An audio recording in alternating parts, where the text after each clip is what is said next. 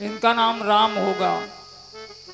और बलाधिक्यात बलम विदु, और ये इनके इनके इतना अधिक बल होगा जिसके कारण इनका नाम बलराम भी होगा।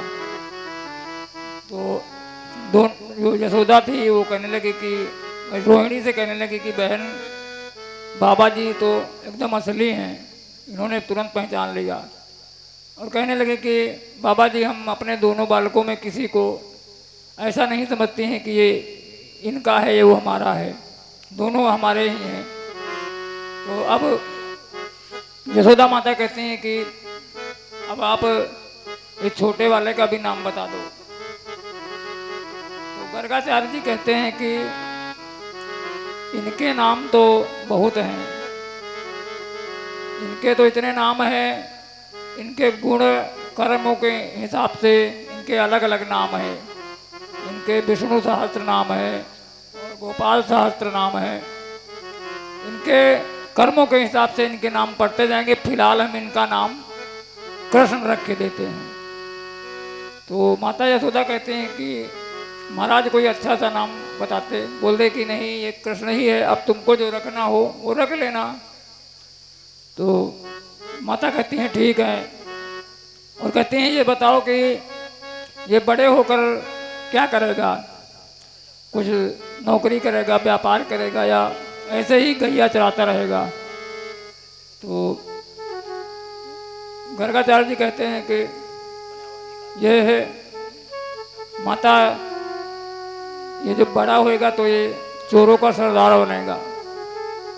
जो माता ने कहा सुना तो बोली कि भाई महाराज चोरी क्यों करेगा, हमारे यहाँ तो इतना सब कुछ है, ये चोरी क्यों करेगा। तो भगवान कहते, तो गर्गाचार्य कहते हैं कि माता मैं नहीं कह रहा हूँ, इसकी ये रेखाएं बता रही हैं कि ये चोरों का सरदार बनेगा। और कैसा चोर बनेगा कि इसका नाम ही हो जाएगा हरि। हरि माने जो हरण कर ले, किसका, जो जीवों के जन्म जन्मांतर के पाप होते हैं उनका हरण कर ले। हरते प्रणत जनानाम पापम इति हरि, हरते गोपी नाम चित्तम वित्तम नवनीतम इति हरि। जो सज्जन पुरुष होते हैं उनका जो हृदय होता है वो नवनीत मक्खन के समान होता है। वो उनके मक्खन जैसे शरीर हृदय को हर ले, इसके लिए इनका नाम हरि रहेगा। और कहते हैं नंद बाबा से कि नंद बाबा तस्मान्नंतात्मजोयम ते नारायण समो गुणई।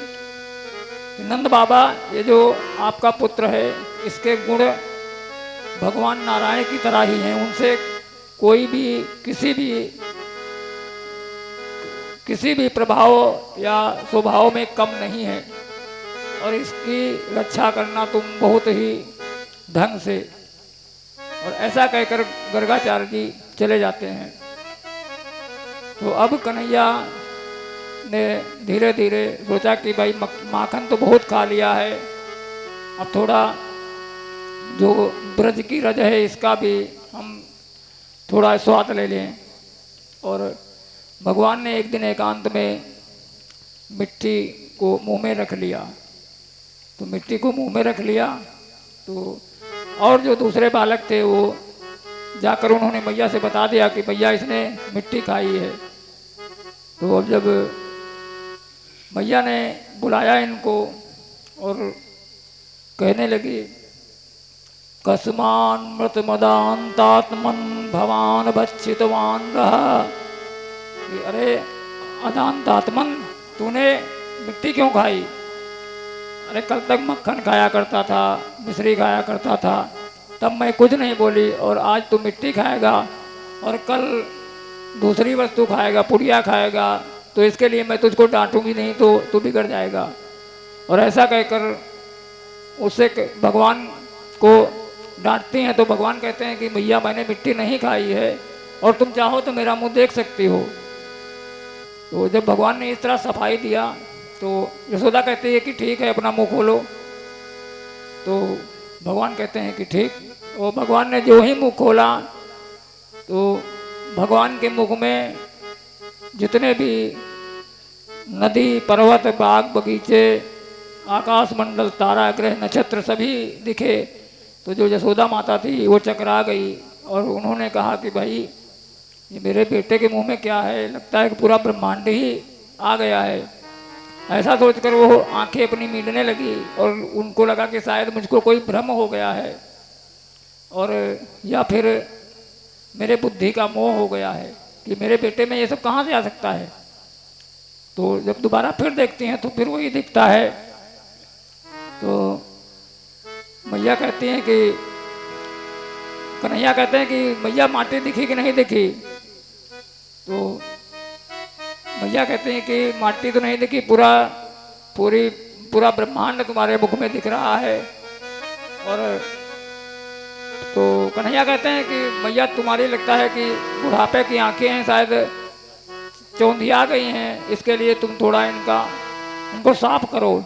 और दोबारा जो ही भगवान ने जो ही माता ने अपने आंखें मीडी तो ही भगवान ने अपनी जो उनकी माया थी वो गायब कर दिया और दोबारा देखती हैं कि तो कन्हैया के मुख में कुछ भी नहीं मिलता है। तो इस प्रकार भगवान तरह तरह की बाल लीलाएँ करते हैं और भगवान ब्रज में विहार कर रहे हैं। और करते करते एक दिन क्या हुआ कि भाई सभी ने कहा कि चलो अब इस गोकुल में रहते रहते बहुत बहुत दिन हो गए हैं। तो एक दिन क्या हुआ कि दिवाली का समय था और माँ घर में साफ सफाई कर रही थी तथा कन्हैया आए और बोले कि भैया बहुत तेज की भूख लगी है। तो बोली बेटा रुको। और माँ ने तुरंत ही कन्हैया को माखन दिया और माखन दिया तो माखन खाने लगे। फिर मैया अपने काम में व्यस्त हो गई। तो वो आंगन में बहुत से माट मटके रखे थे तो कन्हैया ने एक पत्थर उठाया और सभी माट मटकों को फोड़ दिया। अब जब मैया वापस आई तो पूरे आंगन में एकदम माखन और माखन की पूरा सना पड़ा था। यह देखकर मैया को गुस्सा आई और उन्होंने सोचा कि ये गोपियाँ जो आती थी वो सही बताती थी, ये वास्तव में बहुत नटखट है।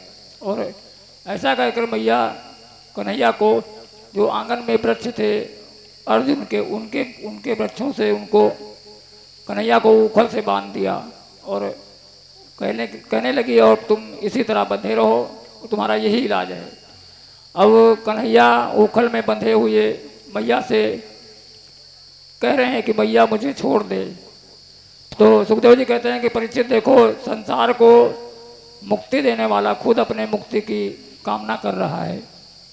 और फिर जब नहीं छोड़ा तो थोड़ी देर बाद भगवान ने ऐसा झटका मारा कि जो दो वो वृक्ष थे वो उखड़ गए और भगवान उखल को लेकर उधर चले गए। तो उन दो वृक्षों से दो पुरुष प्रकट हुए और उन्होंने भगवान की स्तुति की और कहा कि भगवान हम श्रापित थे, इसके लिए हम ये वृक्ष बन गए थे।